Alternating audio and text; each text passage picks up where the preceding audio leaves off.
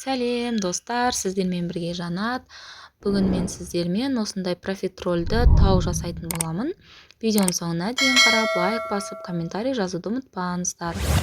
Алдымен барлық заварной тесті секілді суымызды, майымызды, тұзымызды салып алып, алдымен үлкен максималды отқа қоямыз. Осылай қайнағанда оттың астын кішкене жайлатып, майды толық ерітеміз. Май ерігенде бірден ұнымыздың барлығын салып, тоқтамай араластырамыз. Бұл уақытта газдың асты орташа болу тиіс. Осылай тоқтамай араластырамыз, газдан аламыз қамыр біріге бастаған кезде.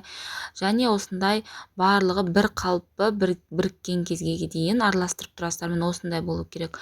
Одан соң қамырымызды суытып қоямыз.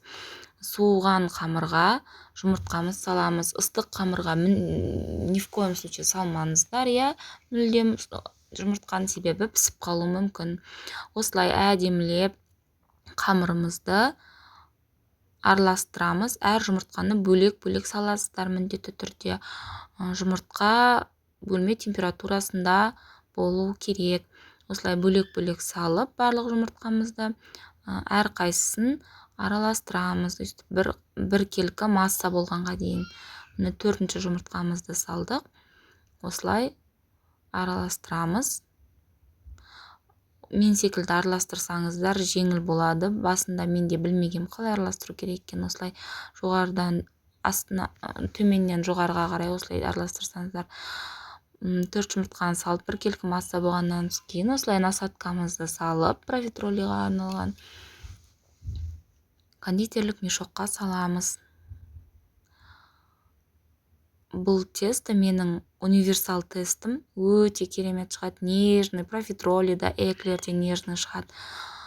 Эклердің видеосын менің каналымнан көрсеңіздер болады. Осылай қамырымызды салып болғаннан кейін міндетті түрде ішінен ауаны шығарып, керек насадкамызды кигізіп, кондитерский мешокқа, одан соң табаға орнатып шығамыз керек формамызды. Сіздер пергамент қағазын қолдансаңыздар да болады. Бұл қамыр мүлдем жабыспайды пергамент қағазына. Астына ештеңе жағудың қажеті жоқ. Осылайынан барлық профитрольдарымызды салып болғаннан кейін үстіндегі завитоктарды міндетті түрде сумен жатқызып шығыңыздар. Себебі піскен кезде қақайып қалады, шошайып. Одан соң қамырымызды пешке жібереміз. Қызып тұрған 180 градусқа 25 жарты сағат 30 минутқа. Одан соң бетіне шоколад дайындаймыз. Ол үшін шоколад пен сүтті құйып, осылай әдемілеп ерітіп аламыз. Қайнатып жібермеңіздер, іріп кетеді. Осылай міне болғаннан кейін профитролиімізді алып, жарты сағаттан кейін оның ішіне кремімізді саламыз. Қандай крем қолдансаңыздар да өздеріңіз білесіздер. Менде заварной крем. Видеоның астына кремнің ссылкасын қалдырып кетемін. Қалай жасалу керектігін. Сливочный крем жасасаңыздар да, пломбирный крем салсаңыздар да өздеріңіз білесіздер. Заварной креммен де өте жақсы шығады профитроль. Осылай барлық профитрольдарымыздың ішіне кремімізді құйып шығамыз.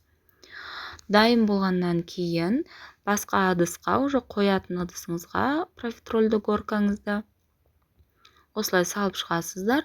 Және әр профитроліңізді батырып шықсаңыздар болады. Шоколадты ганашқа немесе осылай үстінен құйсаңыздар да болады. Шоколадты ганаш, жаңа айттым, шоколад пен сүтті отта ұстап тұрасыздар, төмен отта және сұйық болғанға дейін. Осылай үстінен құйып шығасыздар. Бұл десерт өте дәмді және жасалу жолы өте тез, байқағандарыңыздай. Қонақтарыңыз довольны болады. Міне осындай әдемі профитрольді горка шығады. Видеоның соңына дейін қарағаныңызға рахмет. Каналға жазылып, лайк басып, комментарий жазуды ұмытпаңыздар. Ас болсын, міне іші осындай керемет болып шығады.